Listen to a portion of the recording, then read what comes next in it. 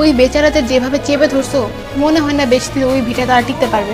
মিম, তোমাকে আমি যেটা বলছি ওইটাই করো। আসসালামু আলাইকুম বন্ধুরা, আবারও চলে আসলাম আমাদের সবার প্রিয় নাটক সত্যের মৃত্যু নিয়ে 25 নাম্বার এপিসোড নিয়ে। বন্ধুরা, সত্যের মৃত্যু নিয়ে 24 নাম্বার এপিসোডটি শেষ হয়েছে এক টান টান উত্তেজনায়। আমেনা কি ধরতে পেরেছে এই ভণ্ড পীরকে, যা সালাউদ্দিনের মা টাকা দিয়ে রেখেছে আর সালাউদ্দিনের ক্ষতি করার জন্য? এবং মিম কি মইনুলের উপর রাগ করে ঘর থেকে তার বাপের বাড়ি চলে গিয়েছে? নতুন কোন ষড়যন্ত্র করছে সালাউদ্দিনের দুষ্ট মা, তাই জানবো আমরা এই এপিসোডে।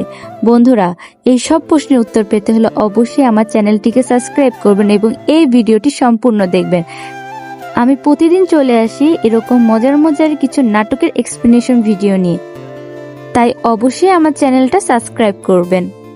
বন্ধুরা, সালাউদ্দিনের দুষ্ট মায়ের ষড়যন্ত্রের কারণে তার বাবা সালাউদ্দিন ও আমেনাকে তাদের বাসা থেকে বের করে দেয় এবং তাদের বাসার পাশে একটি ছোট ভিটাতে তাদের থাকতে দেয়।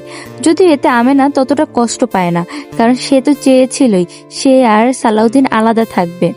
কিন্তু সে এতে কষ্ট পায় কারণ সালাউদ্দিন ও তার বাবার মধ্যে সম্পর্ক খারাপ হয়ে যায়।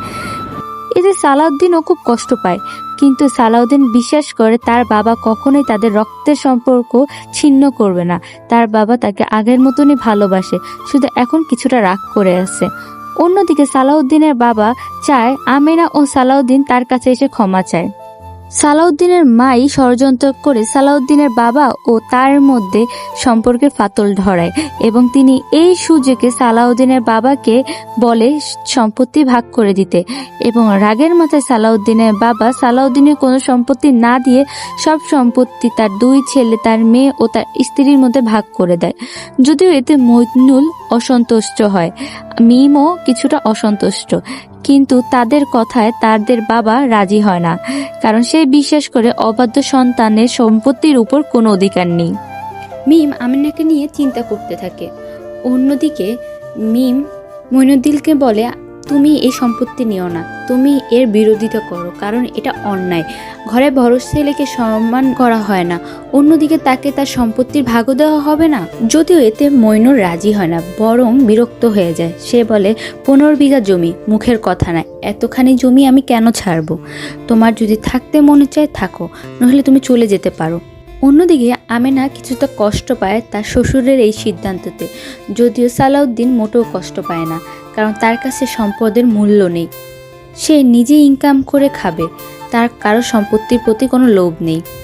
যদিও তার বাবার এই সিদ্ধান্তে তার মা অনেক খুশি, কারণ সে তো চাই সালাউদ্দিন কোনো সম্পত্তি যাতে না পায়। এছাড়াও সালাউদ্দিনের মা, সালাউদ্দিনের মেজ ভাই ও মেজ ভাবি সবসময় তার শ্বশুরের কানে সালাউদ্দিন ও আমেনার নামে বদনাম করতেই থাকে। তারা সবসময় সালাউদ্দিনের বাবার কানে এটা দিতে থাকে যে সালাউদ্দিন ও আমেনা অনেক অহংকার, তারা চায় না কোনোভাবেই তাদের বাবার কাছে তারা মাপ চাক। এতে সালাউদ্দিনের বাবার রাগ আরও সালাউদ্দিনের প্রতি বেড়ে যাচ্ছে। অন্যদিকে সালাউদ্দিন যখন বাসায় ছিল না, তখন শাহানা এসেছিল দুধ নিতে।